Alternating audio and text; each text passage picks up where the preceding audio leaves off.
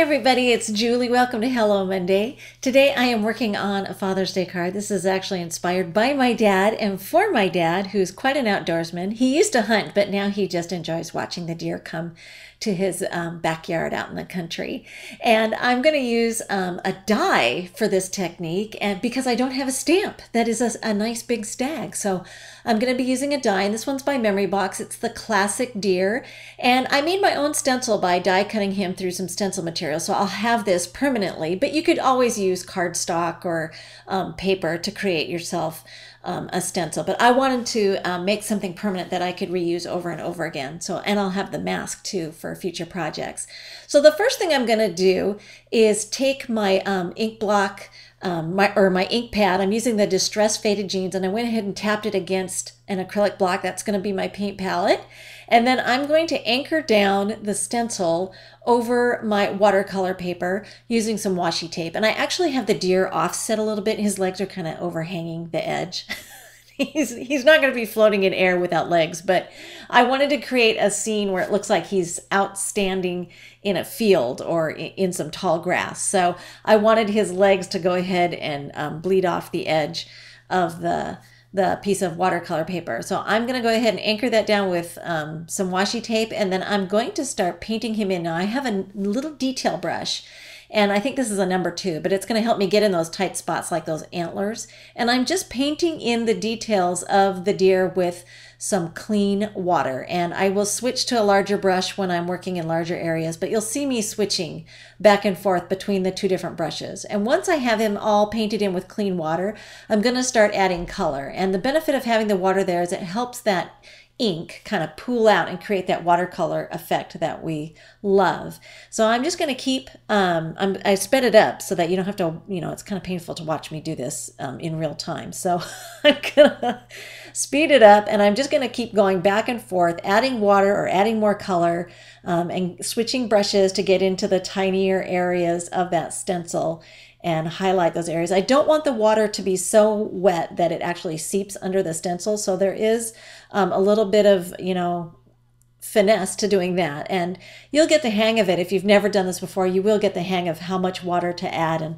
And I keep a paper towel handy, and I will dab my brush off onto that paper towel if I feel like my brush is a little too wet.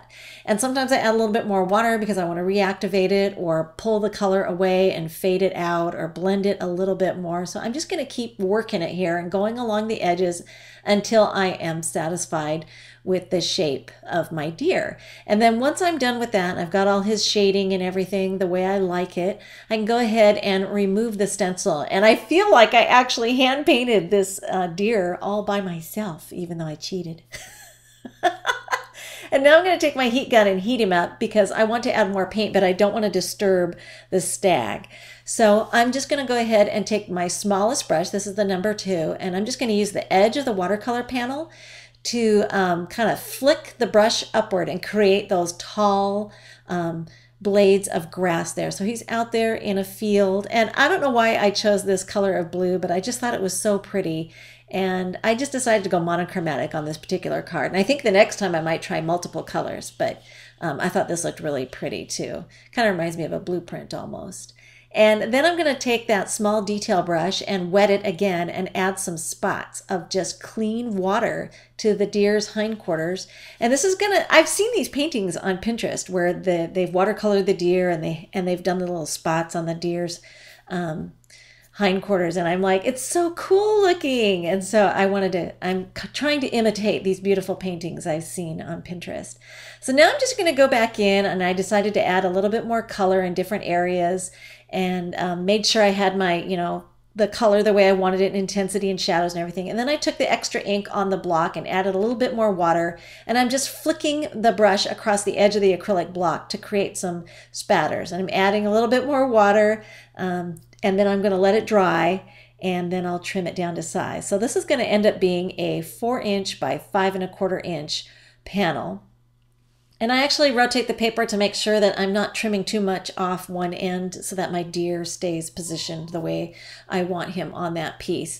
And then I used my Eclipse digital die cutting machine or electronic die cutting machine to create this little banner to go on the top. It's pretty easy to do, and I'm having a lot of fun with my Eclipse lately. I did my son's birthday party decorations. But anyway, it was a very quick and easy thing to do with a font I had on my computer and a shape that comes in the Eclipse library to just quickly make that little banner and die cut it out of some pattern paper scrap that I had laying around. And then I just put some foam tape on the back of that panel, and I'm just going to 3D mount it to a blueberry sour. I think it's blueberry sour. It's a deep, dark, almost navy blue. It's a gorgeous shade of blue, and I think it really complements the card. And so it's just a standard A2 card front, and there you can see my deer. And I feel so artistic now that I'm finished. I thought he turned out pretty spectacular for the first time doing it. So thanks for watching.